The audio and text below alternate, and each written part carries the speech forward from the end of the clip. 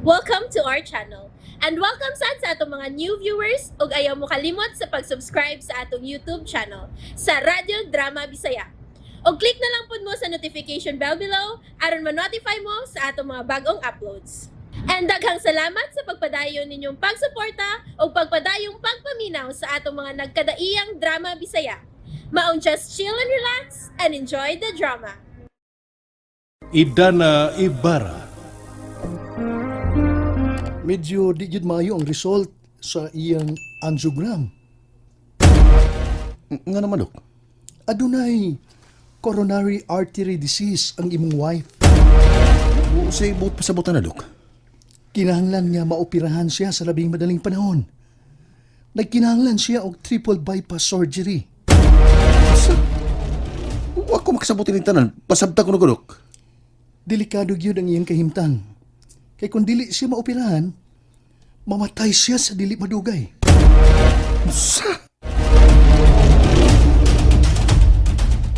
Unsa may gisulti sa doktor ni mo bahin sa akong kahimtang.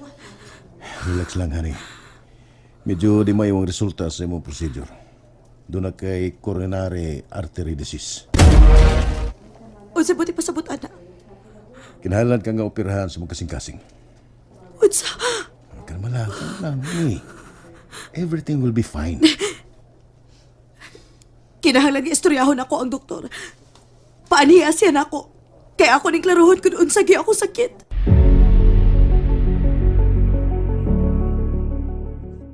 Naglibog itang tanan ini. Kabisan ang kapulisan. Naglisod sila pagsubay kung asa na karon paingon si Idana. Kuyog sa duha ka tawo. Mo lagi. No, wapag yun may bawi sir kung kinsa tong duha ka tawo nga kuyog ni Dana. Wa pa gyud. Wa ka paningkamutan sa mga pulis nga ilang ma-identify. Hindi sab maklaro sa CCTV ang ilang mga naong. Nakakita ba ka sa video, sir? Oh, nakakita man. Pero di gyud maklaro nang. Tungod kay dili high resolution sa kamera ang ilang gigamit.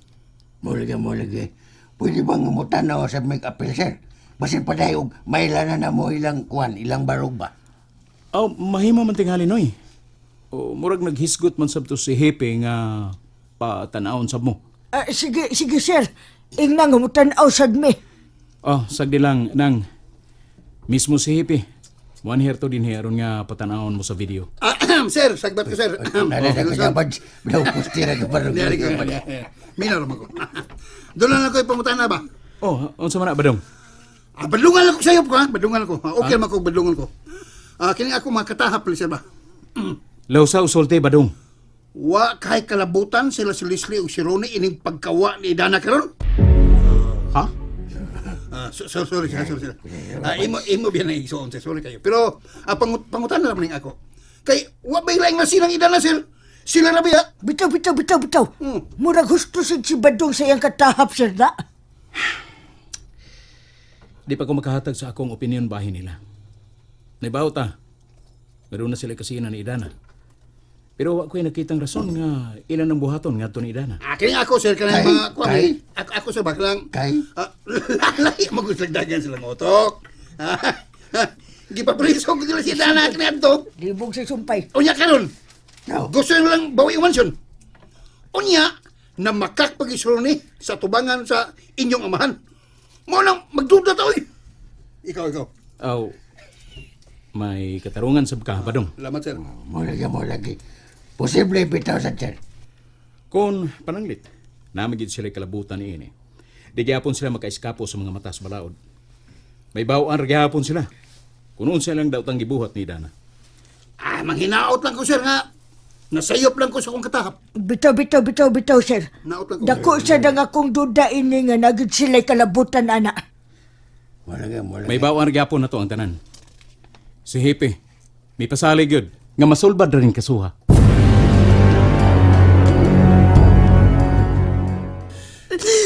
Nga napagilak. Maayur ka. Dili ko makatawa tinihan.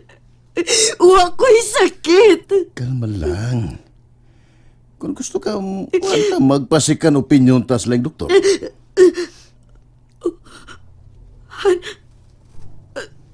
Tanawang ako makamot.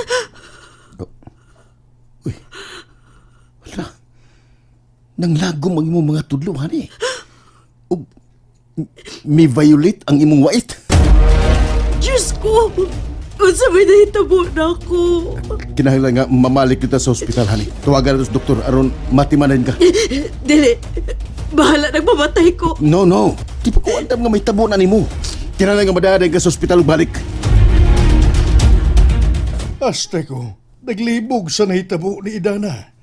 Kay kung kaila pa niyang iyang gikauban sa kay tricycle, anong wa man siya mangitag paagi aron magpahibaw man lang pinaagi sa text. O kaha manawag siya, aron di mabalaka ang tanan niya. Mao ginayda kong pangutana, papa. Kaya imposible kayo nga dili na buhaton ni Idana. Kadi siya magpahibaw. Lahi gyud ang akong pangagpas. Ug hinaot nga nasayop lang ko sa akong katahap. Oh, unsa may naa sa imong huna-huna, papa? Malagmit. Naagyod sa dakong peligro ang kahimtang karon ni Idana. Lisod man tuod litukon ang mga puhong kabalaka. Apan kinahanglan nga dublihon pa nato ang pagpaningkamot nga mahibaw-an nato kung hain na gyud si Idana. Mayo kay nadali nimo siya pagdaog balik din sa ospital. At least, nataga na to siya dayon og pagpalusaw sa dugo. Kay kunwa pa, delikado og ma-stroke siya forever. Mo bitaw, Dok. Natlog bitaw kay ko maong ako na isang gipugos ug da dili balik.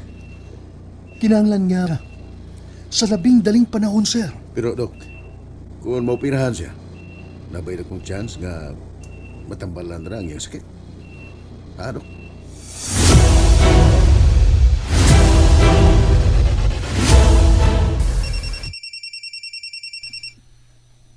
Hello?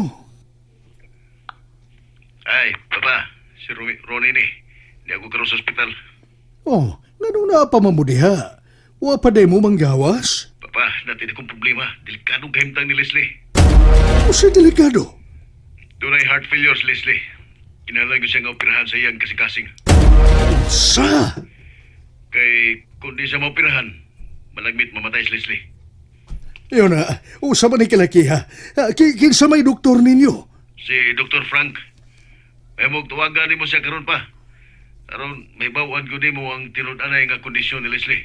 Oo, sige, sige. Tawagan ko siya. Mudua unya ko ninyo diha sa ospital. Salamat, papa. Ikaduha na ron kaadlaw. Pero wag hapon tayo balita gikan ni Idana kung asa na siya karon. Mulagay. Mulay akong gikagulan ug mayo, Mak. Dagan ako gipangutan-an dito sa ato kung nakakita ba sila ni Dana, pero ang tanan mingon yun nga, wa yun kuno sila kay bao kung nasa na karoon si Dana. Kinuo ko. Unsaon na lang.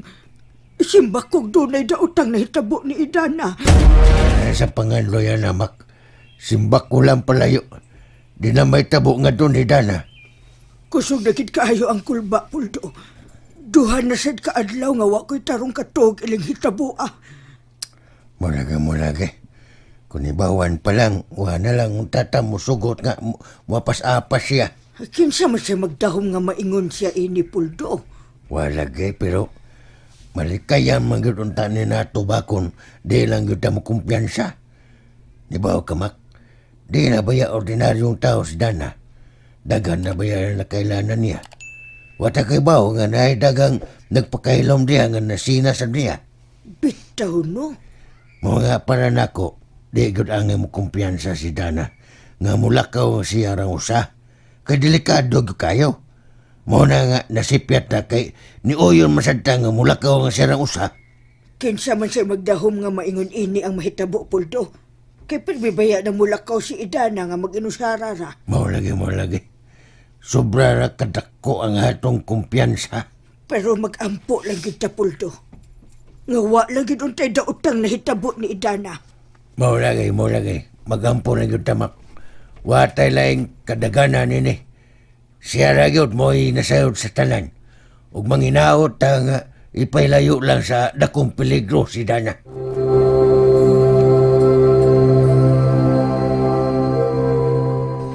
Huwag ko magdahom. Nga dunay sakit si Leslie nga ingon ini. Hasta ko, Papa. Nagkuratan kay ko ni balita. Unsa ba? O basig pamati sayang lawas sukad sa nag-ipon mong duha? Wag yun, Papa. Katurag yung kausa nga kalit sang nalipong. O katong gito ko siya sa mga kauban ni Dana. Wa na baylain. Wala ko kinumdum nga doon na siya gimo sa iyang lawas. Basta kay kalit lang yung kayo nga ingon ana ang finding sa doktor. Kay para nako, healthy magkayo panglawas si Leslie. Abtek ug paspas pagkagliho. Maunay pagkaingnon nga di yun nato matagan.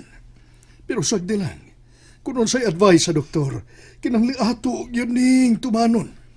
Watay mahimo kundi musunod sa ilang gusto, alang sa kaluwasan sa kinabuhi ni Leslie. Sa hinungdan ni pa. Tungod sa iyang mga stress nga inyo siyang gidudahan. Unsa? Pa, dako kay kahibos Leslie ninyo. Ninyo duhan ni Nelson.